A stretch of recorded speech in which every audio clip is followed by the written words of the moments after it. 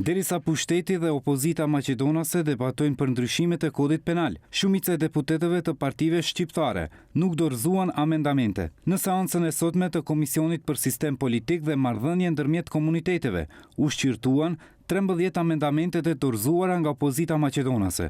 Antar shqiptar të komisionit janë 6 deputet shqiptar, edhe atë Bekim Qoku dhe Merita Kuxhaxhiku nga Vlen, ndërsa nga radhat e opozitës Sadullah Duraki, Elmi Aziri, Musa Xhaferi e Blerim Bexheti. Prej tyre vetëm Bekim Qoku ishte prezent në seancë, i cili më pas u largua dhe në vend të tij erdhi Merita Kuxhaxhiku. Të tjerët fare nuk u paraqitën. Alsat kontaktoi koordinatorën e Frontit Evropian Rina Ajdari, por edhe deputetin Elmi Aziri nga Aleanca për Shqiptarët, krahu i Ziadin Selës. Arsyetimi i tyre për mosdorëzimin e amendamenteve lidhur me ndryshimin e kodit penal është se kanë praktik të hidhur pasi shumica parlamentare nuk u pranon amendamentet. Megjithatë, ata ndajnë qëndrimin se nuk pajtohen me këto ndryshime. Ndërkohë debati mes pushtetit dhe opozitës maqedonase kryesisht u zhvillua për amendamentet që kanë të bëjnë me nenet kontestuese për shpërdorimin e detyrës dhe autoritetit zyrtar. LSDM çuditërisht kërkoi që të rikthehen nenet e vjetra, që në mënyrë skandaloze i shfuqizoi në vitin 2023 së bashku me BDI-n. Ne me këtë amendament e kthejmë zgjidhjen prej parashtatorit të vitit 2023.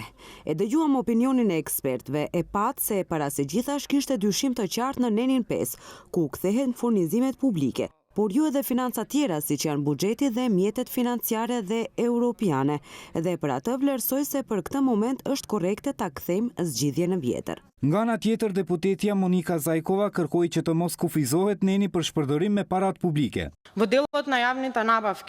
Në pjesën e furnizimeve publike të gjithë ekspertët ju thonë se e kufizoni nenin dhe se dekriminalizoni sjellje të caktuara.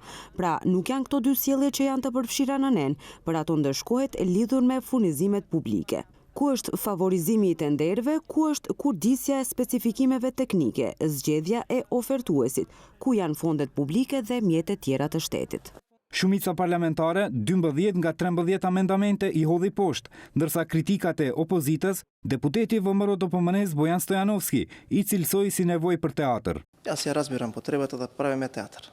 E kuptoj nevojën për të bërë teatr. E kam shumë të qartë. Tani hajde të bëjmë, kur vetëm se jemi duke bërë. Të bëjmë diçka, po jo dëshironi diçka të fshihni. Dhe gjithë ajo kur flitet sidomos nga ata që janë nënshkruar nga mandamenti. Mendoj se janë 7. Prej tyre 3 kanë marrë pjesë dhe kanë votuar për në seancën qeveritare që do miratohet ai ligji në vitin 2023, ndërsa të gjithë të tjerët kanë marrë pjesë duke votuar dhe duke qenë prezent në sallë.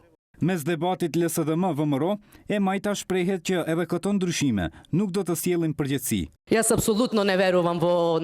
Absolutisht nuk besoj në qëllimin e pushtetit se do të ketë përgjegjësi pasi 35 vite shohim se si funksionarët e lartë i shpenzojnë milionat në Budapest, Monaco apo Dubai, derisa këtu shohim teatr se sa janë të gjithë të tronditur me ndryshimet e atyre neneve. Kush ka bërë quorum, kush nuk ka bërë quorum.